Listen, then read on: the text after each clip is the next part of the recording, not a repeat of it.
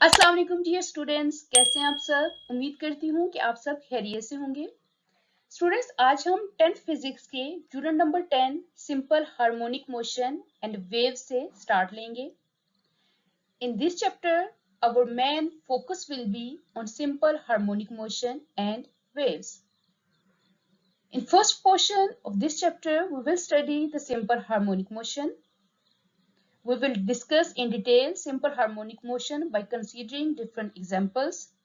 And in the second portion, our main focus will be on waves, different properties of waves, different parameters associated with waves, and different types of waves.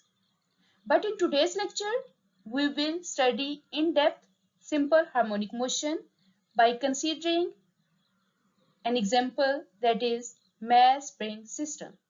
So let's start today's lecture. Oscillatory motion की एक ऐसी type है जहां body एक fixed point के around अपनी motion को repeat करती है। अब इस मोशन को अंडरस्टैंड करने के लिए हम कंसीडर करेंगे डिफरेंट एग्जांपल्स को।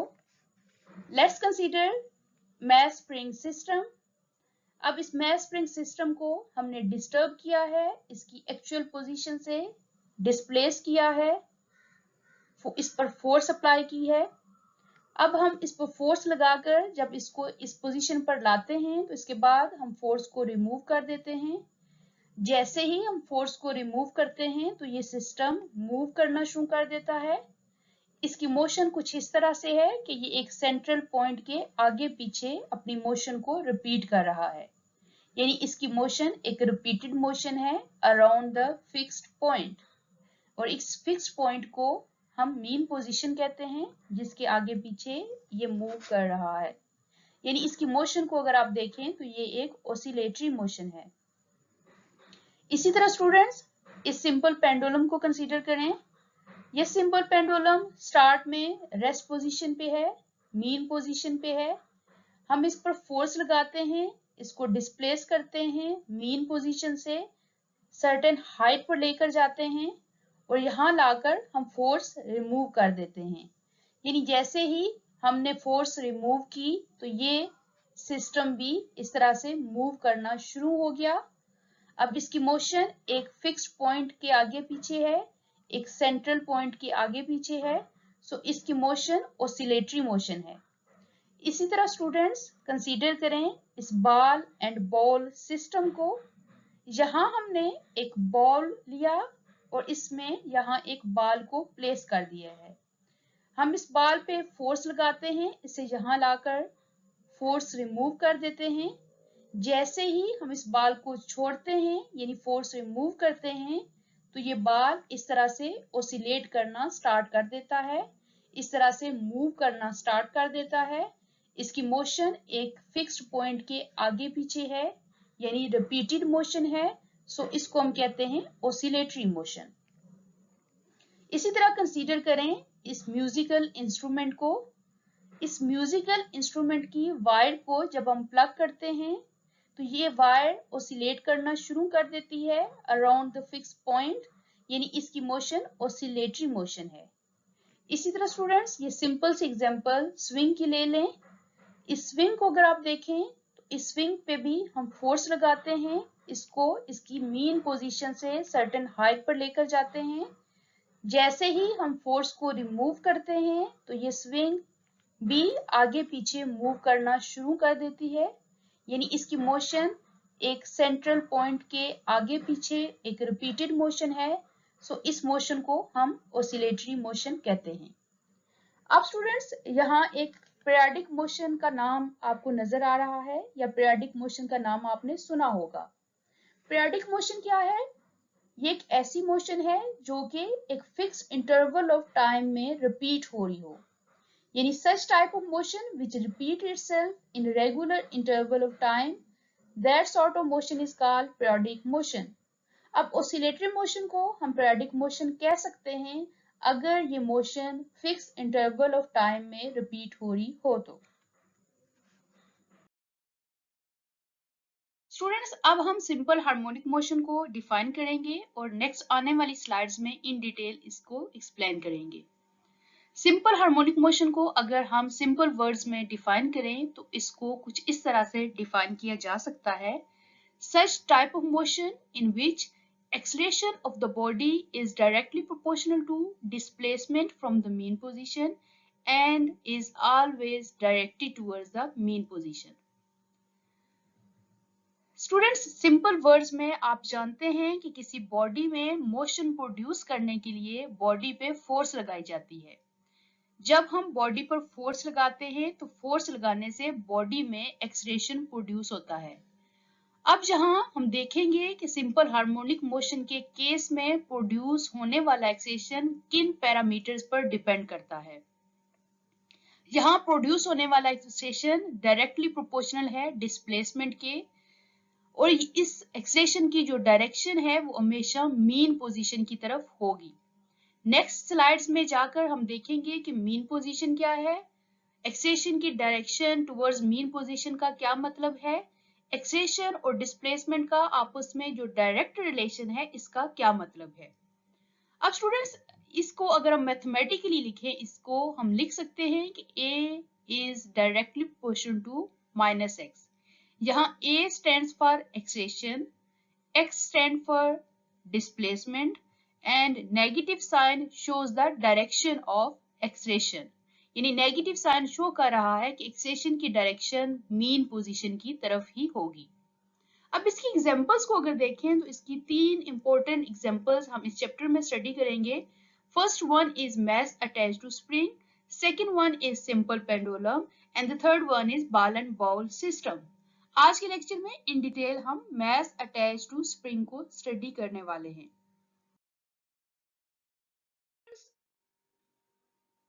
स्टूडेंट्स, सिंपल हार्मोनिक मोशन को एक्सप्लेन करने के लिए हम कंसीडर करते हैं मैस स्प्रिंग सिस्टम को.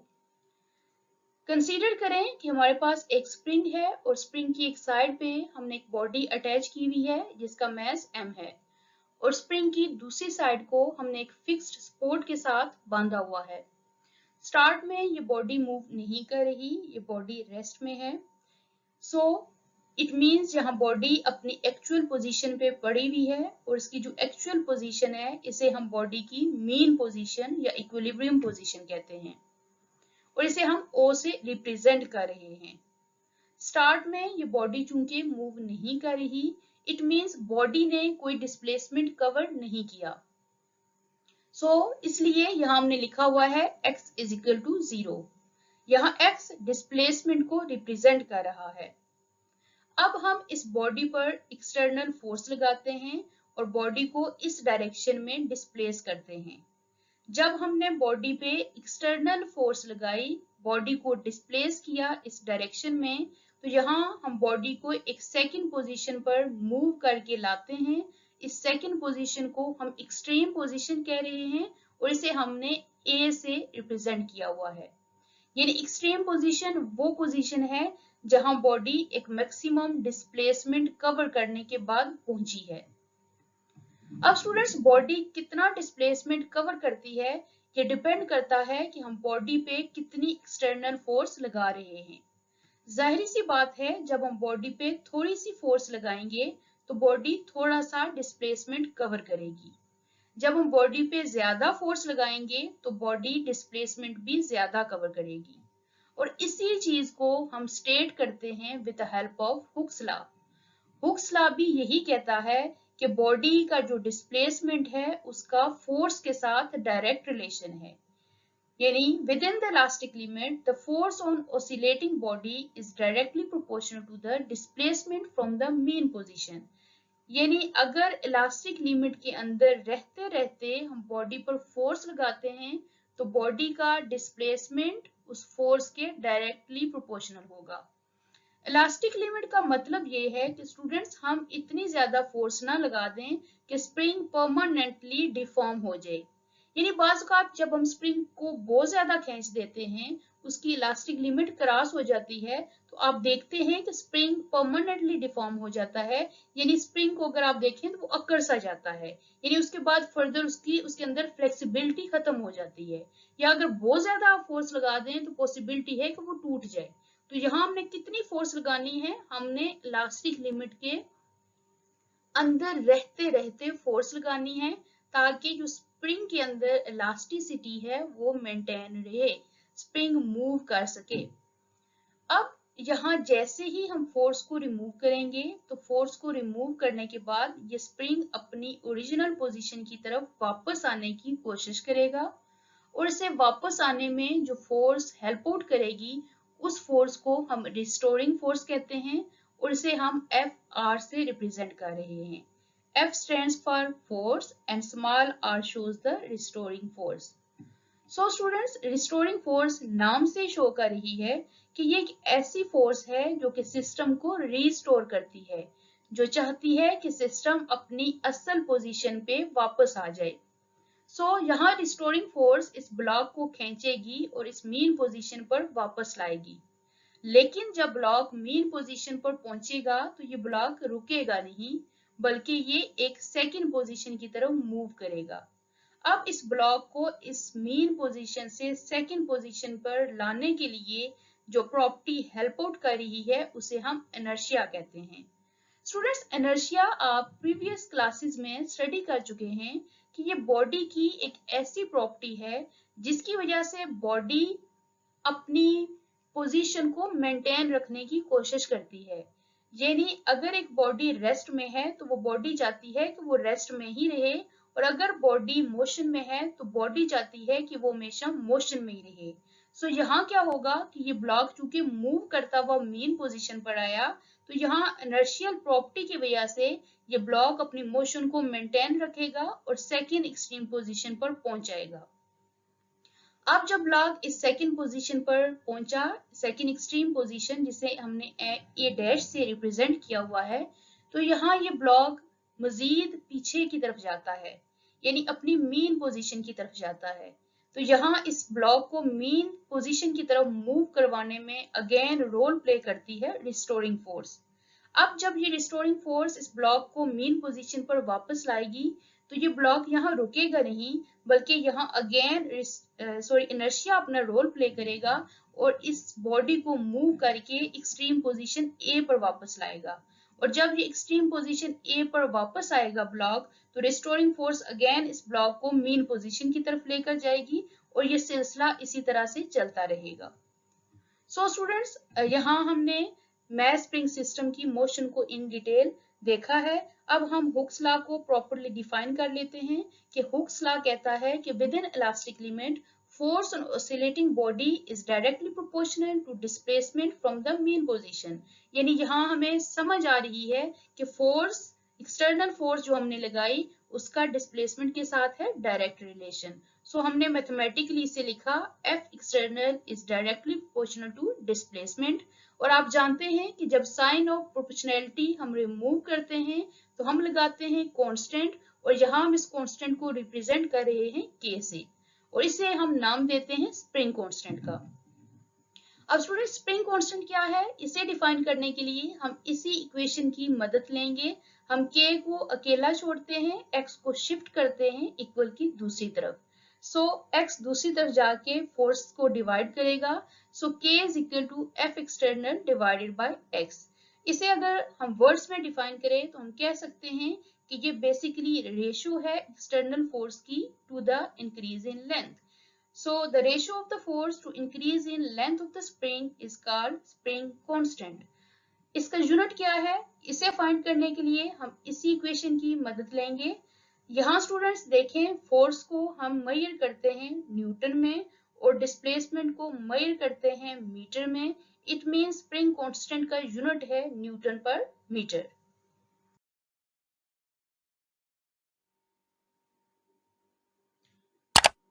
स्टूडेंट्स, यहाँ हमने देखा है कि हमने मैस स्प्रिंग सिस्टम को मीन पोजीशन से डिस्प्लेस किया, इस सिस्टम पर एक एक्सटर्नल फोर्स लगाई और एक्सटर्नल फोर्स लगाकर इस सिस्टम को मीन पोजीशन से एक सेकंड पोजीशन पर लेकर आए, जिसे हम एक्सट्रीम पोजीशन कहते हैं और ऐसे रिप्रेजेंट कर रहे हैं।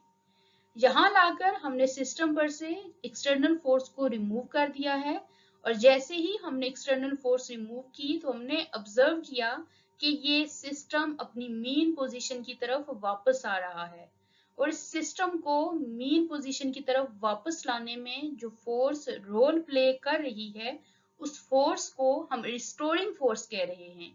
अब रिस्टोरिंग फोर्स में रिस्टोरिंग वर्ड ही इस फोर्स को डिफाइन कर रहा है, यानी एक ऐसी फोर्स जो कि सिस्टम को रिस्टोर कर रही है, एक ऐसी फोर्स जो सिस्टम को अपनी एक्चुअल पोजीशन में वापस ला रही है। अगर हम इस फोर्स को प्रॉपर्ली डिफाइन करें तो हम कहते हैं the force which brings the body back towards it's mean position is called restoring force. यानी एक ऐसी फोर्स जो कि सिस्टम को, बॉडी को अपनी एक्चुअल पोजीशन, अपनी मीन पोजीशन की तरफ वापस लाती है, ऐसी फोर्स को हम रिस्टोरिंग फोर्स कहते हैं। अब स्टूडेंट्स, ये रिस्टोरिंग फोर्स कितनी होगी, ये डिपेंड करता है कि आप एक्सटर्नल फोर्स कितनी लगाते हैं। आप जितने जोर से स्प्रिंग को खींचेंगे इस डायरेक्शन में, उतने ही जोर से रिस्टोरिंग फोर्स लगेगी इस डायरेक्शन में। जितना आप स्लाइटली स्प्रिंग को इस डायरेक्शन में खींचेंगे, इतनी ही स्लाइटली ये रिस्टोरिंग फोर्स बॉडी को इनवर्ड डायरेक्शन में मूव करेगी। हम कह सकते हैं कि रिस्टोरिंग फोर्स एक्सटर्नल फोर्स के मैग्नीट्यूड के इक्वल है, लेकिन अगर इन दोनों की डायरेक्शन को देखें तो ये एक दूसरे के अपोजिट हैं। इसीलिए यहां मैंने लिखा है कि it is equal and opposite to the applied force, यानी applied force means external force. Mathematically इसी बात को हम लिख सकते हैं कि F restoring is equal to minus of F external. Negative sign show कर रहा है कि रिस्टोरिंग फोर्स और एक्सटर्नल फोर्स दोनों की डायरेक्शन अपोजिट है। अब पिछली स्लाइड में हमने इक्वेशन 1 जो कि हुक्स लॉ था, उसके अकॉर्डिंग देखा था कि F external is equal to kx। यहाँ हम F एक्सटर्नल की वैल्यू को जब पुट करते हैं तो F restoring is equal to minus kx। यहाँ नेगेटिव साइन क्या शो कर रहा है, यहाँ नेगेटिव साइन शो कर रहा है कि जो रिस्टोरिंग फोर्स है वो हमेशा डायरेक्टेड टुवर्ड्स मीन पोजीशन होती है, और अगर डिस्प्लेसमेंट के साथ इसका रिलेशन देखें तो ये अपोजिट रिलेशन है। यानी अगर यहाँ आप देखें तो रिस्टोरिंग फोर्स की डायरेक्शन है टुवर्ड्स मीन पोजीशन, यहाँ अगर आप देखें तो रिस्टोरिंग फोर्स की डायरेक्शन है टुवर्ड्स मीन पोजीशन। और अगर डिस्प्लेसमेंट के साथ इसकी डायरेक्शन को देखें तो जब डिस्प्लेसमेंट की डायरेक्शन इधर है तो रिस्टोरिंग फोर्स की डायरेक्शन इनवर्ड है, और यहाँ अगर आप देखें तो डिस्प्लेसमेंट की डायरेक्शन इस तरफ है तो रिस्टोरिंग फोर्स की डायरेक्शन इधर है, यानी it is opposite in direction to displacement.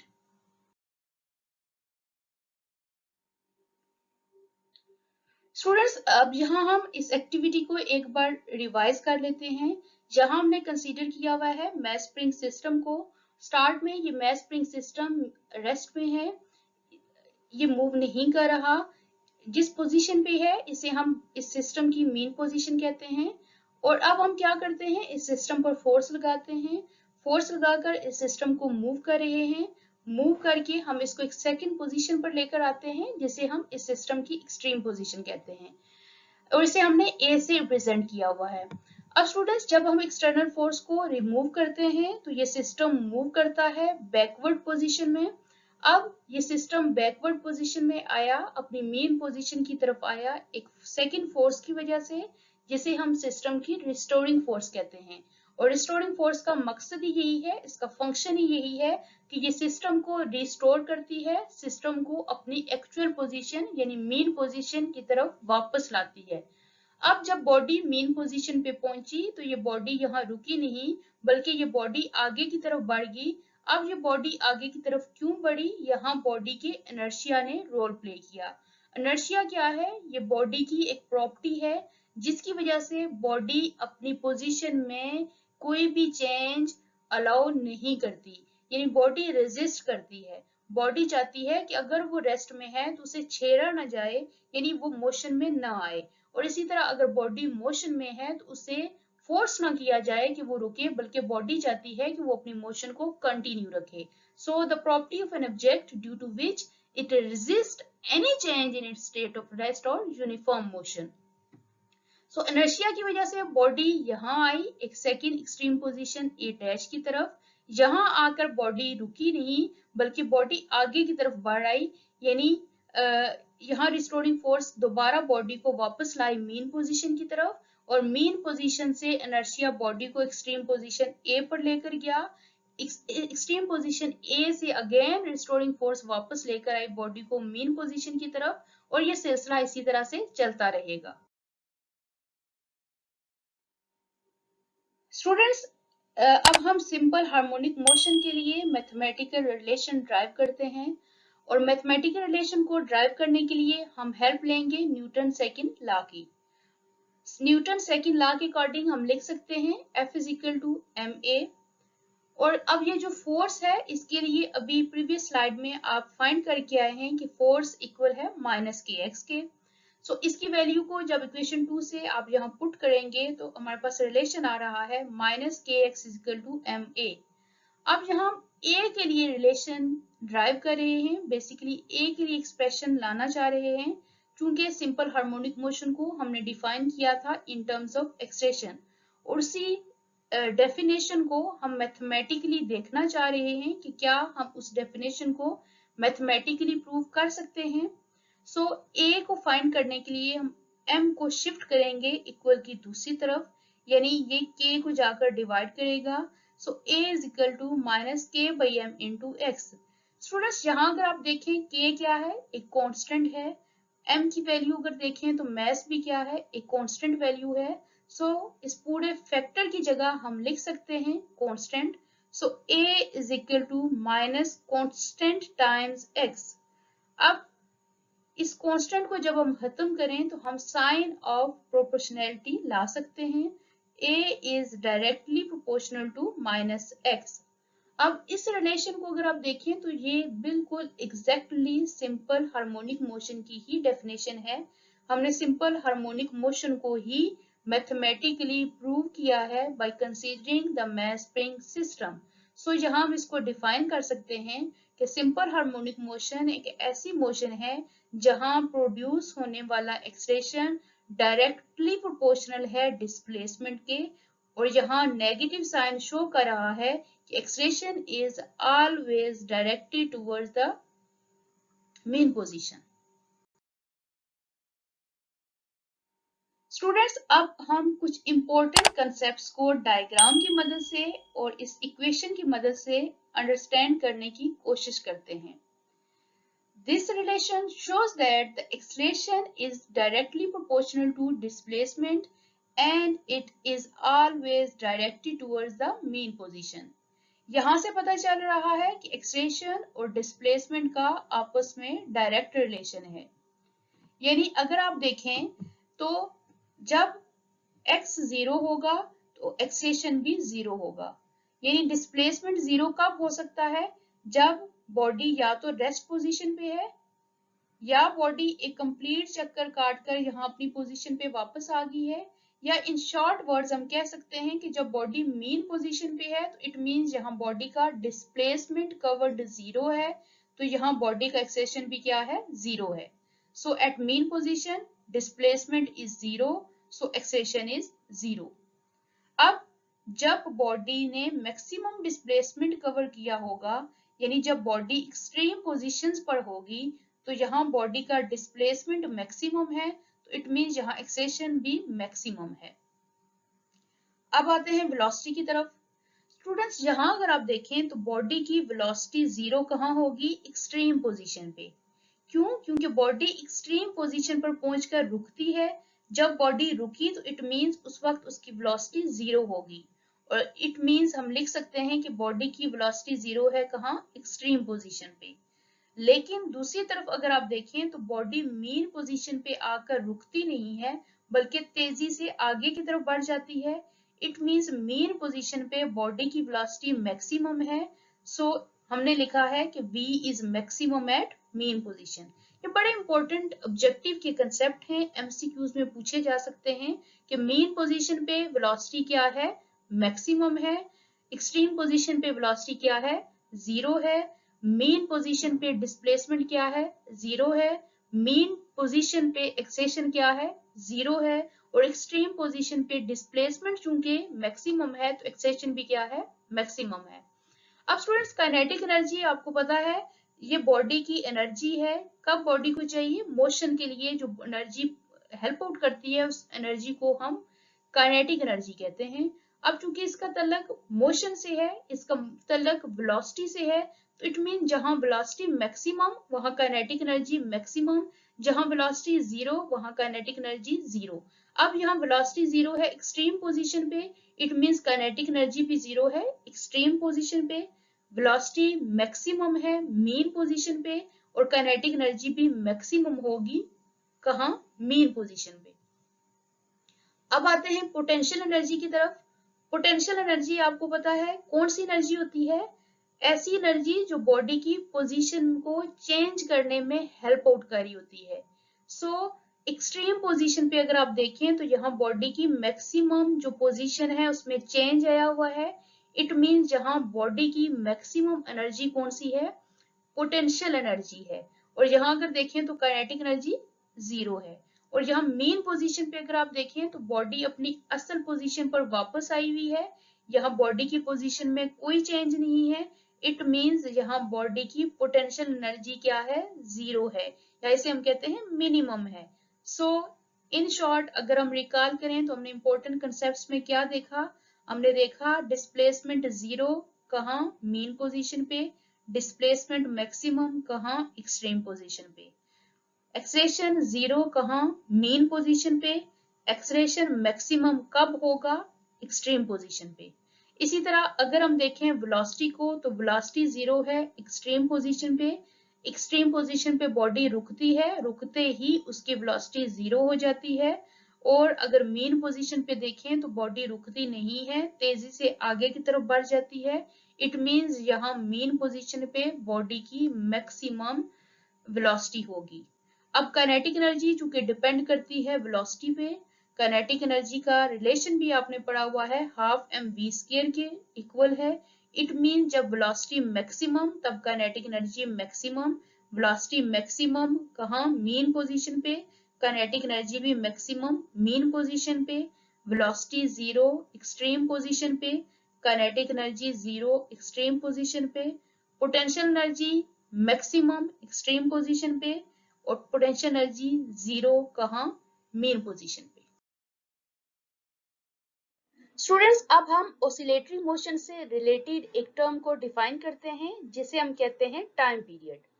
Time period is basically the time required by a body to complete one vibration और ऑसिलेशन, यानी किसी भी ऑसिलेटिंग बॉडी को एक ऑसिलेशन कंप्लीट करने में, एक वाइब्रेशन कंप्लीट करने में, या सिंपल वर्ड्स में हम कह सकते हैं कि एक पूरा चक्कर कंप्लीट करने में जो टाइम रिक्वायर्ड होता है उसे हम कहते हैं टाइम पीरियड। और इसका mathematical relation mass spring system के लिए कुछ यूं है कि T is equal to 2 pi under root of m/k। ये रिलेशन शो कर रहा है कि time period of mass spring system depends on the mass of the oscillating body and value of spring constant K.